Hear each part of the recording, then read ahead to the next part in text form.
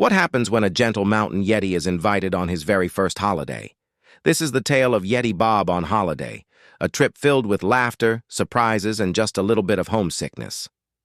In his quiet mountain town, Yeit Bob was known for his giant tea parties, his playground adventures, and his bedtime stories that could calm the busiest of days.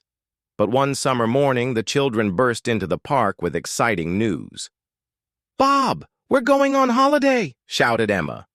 "To the beach," said Max. "And the amusement park," added Lily. The children looked up at Bob with hopeful eyes. "Will you come with us?" Bob blinked, surprised. He had never left his mountains before, but with a gentle smile, he rumbled, "Yes, I would love to join you." And so, the great holiday adventure began. When Bob first saw the beach, his jaw dropped.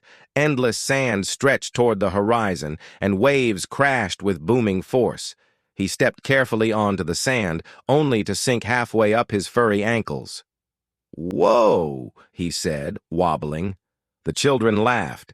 "Bob, you have to shuffle your feet," they explained. Soon, Bob was shuffling across the sand, leaving giant footprints behind him that looked like small craters. The children ran to build sand castles. Bob joined in, scooping heaps of sand in his paws. His first attempt was so tall, it looked like a tower for giants. "That's not a castle, that's a skyscraper," giggled Lucy. But when Bob added tiny seashells as windows and driftwood as doors, the children gasped in awe. Together, they built an entire sandy kingdom, towers, walls, and even a moat big enough for Bob's toe. The parents pulled out bottles of sunscreen. "Time to protect ourselves from the sun," they said. Bob tilted his head. He had never needed sunscreen in the cool mountain shade, but the children insisted, squirting globs into their hands. "Hold still, Bob," said Max, smearing lotion across his furry arm. But no matter how much they rubbed, the lotion never seemed to sink in. It just clumped and made him look like a giant frosted cupcake. Bob sneezed, sending a puff of sunscreen mist into the air. The children laughed so hard they fell over. In the end, Bob wore a floppy hat, 3 pairs of sunglasses stacked on his nose, and a towel draped across his shoulders like a cape. "Perfect beach style," the children declared. The children raced to the water. Bob followed, stepping carefully into the waves. The ocean swirled around his knees. "Come in, Bob!" shouted Emma. "It's not scary," Lily added. Bob took another step, and whoosh! A wave crashed into his chest, soaking his fur. He shook himself like a giant dog, splashing everyone around him. The children squealed and laughed, splashing back. Bob soon discovered he was a natural at floating.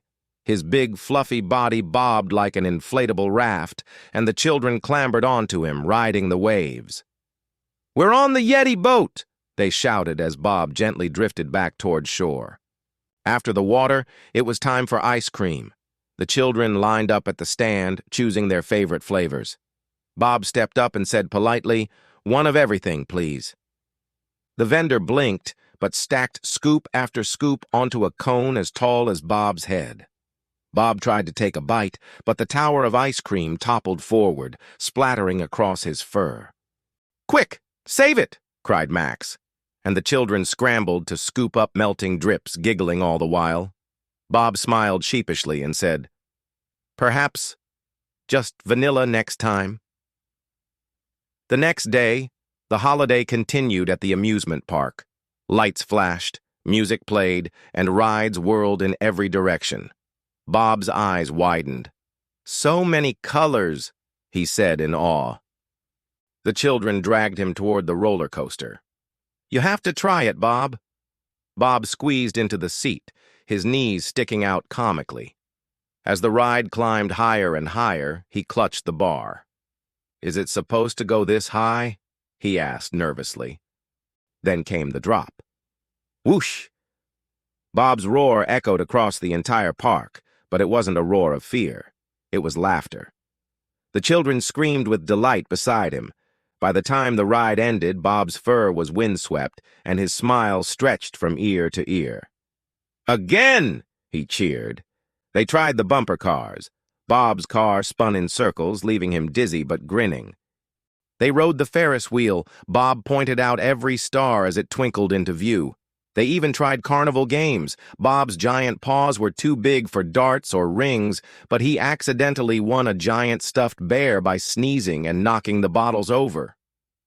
As the holiday came to an end, the children and Bob sat together on the beach, watching the sunset paint the sky pink and orange. "This was the best holiday ever," said Lucy. "You were amazing, Bob," Max added. "Even with sunscreen in your fur," Lily teased. Bob chuckled, gazing out at the horizon. He had loved the sand castles, the roller coasters, and the laughter, but in his heart, he felt a small tug. "I love the sea and the fun we've had," he rumbled softly, "but I think I miss my mountains." The children leaned against him, nodding. "That's okay, Bob. Home is where you feel happiest, but we'll always take you on adventures."